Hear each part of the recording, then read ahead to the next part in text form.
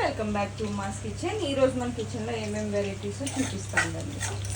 ఇది వచ్చేసి shear kurma order అండి.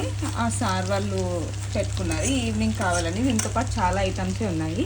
అలానే ఫిష్ ఫ్రై, ఇది వచ్చేసి వేరే మేడం పెట్టారు 1.5 kg ఫిష్ ఫ్రై కావాలి అని.